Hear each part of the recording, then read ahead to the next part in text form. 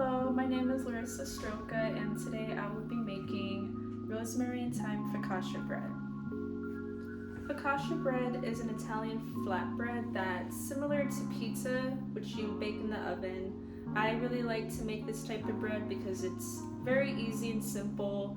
The recipe itself is very versatile. You can change the herbs that you add into it, and it's also very delicious to eat. So let's get started. So for the ingredients, you will need 1/2 cup of extra virgin olive oil, 2 cloves of garlic minced, 1 tablespoon of chopped rosemary or 1 teaspoon of dried rosemary, 1 tablespoon of chopped thyme or 1 teaspoon of chopped thyme. Then you will need 1/4 teaspoon of freshly ground pepper, 1 cup of warm water, 2 1/4 teaspoon or 1 packet of dried active yeast, 1/4 teaspoon of honey, 1/2 teaspoon of finely grated sea salt, and 2 1/2 cups of all-purpose flour. So the first step is to preheat the oven to 450, which I already have done. It's important to do this first because it not only ensures that the oven reaches its temperature, but it will also give us a warm area to place our bread in and to let it rise. So the second step will be infusing the oil with our herbs.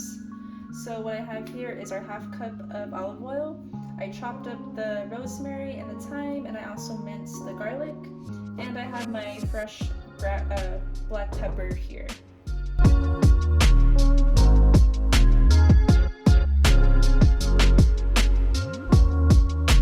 Okay, so once you have all of your herbs and spices in the pan, turn on the burner to low heat, and you want to cook this for 5 to 10 minutes or until the oil and the herbs become very aromatic and before the garlic starts to brown. Okay, so our oil is now done cooking. So let's take it off the burner, let it cool completely. The next step will be activating the yeast, which would be step 3. So for step 3, to activate the yeast, you would need to pour your honey and your warm water into a measuring cup. Pour in that 1 packet of dried yeast into the cup and stir it around 2 to 4 times. And once you've done that, let it rest for about 5 minutes. So after we started the yeast, we let it set for 5 minutes, and it now has created some foam on the top.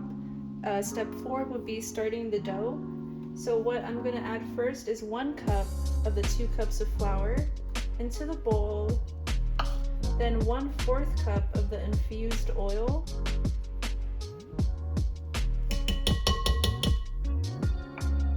and then we're going to pour all of our yeast mixture into the bowl as well.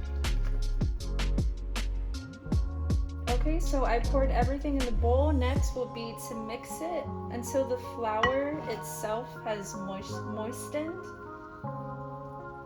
So stir that a couple times. And now we let this mixture rest for 5 minutes. Okay, so our dough finished resting for 5 minutes. I'm gonna go ahead and add the rest of the flour, which is 1 cup and 1 1/2 cups. And I'm gonna go ahead and add 1/2 teaspoon of salt. And then I'm going to mix this together until the dough starts to come into one. Okay, so our dough finally came together. I'm gonna go ahead and take this out.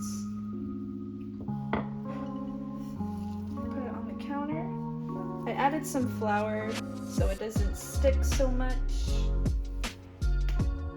And I'm going to knead this 10 to 15 times or until the dough becomes smooth. Okay, so I have finally kneaded the dough. It's nice and smooth. I have a bowl here that I lightly oiled with some olive oil.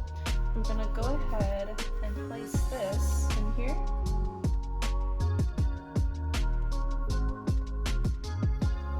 and we're gonna let this rise with a warm, damp towel covering it for 1 hour.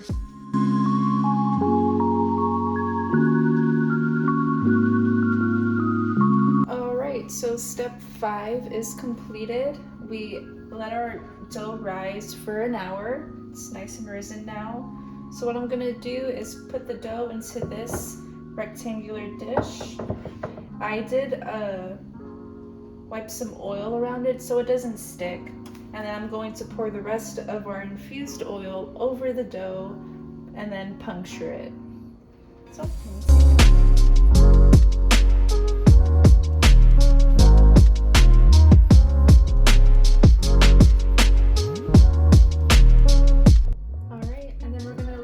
rise for an additional 20 minutes before we put it into the oven.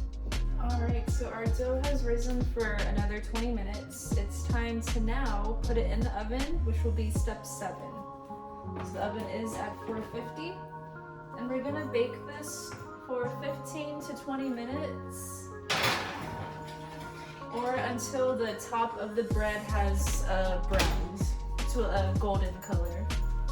Alright, so our focaccia bread is finally done cooking. It has a beautiful golden crust on the top, and the last and final step to do is just cut it and serve it. Alright, so this is our finished product. I'm gonna go ahead and start cutting it right now. Like I said, this is like a really easy recipe to make. It doesn't take too long. The most it takes is probably at least 2 hours total. And like I said before, this recipe is very versatile. You can add different ingredients in here, different herbs. You can even decorate the top by adding some really nice vegetables. That's perfectly fine. And I hope you really enjoyed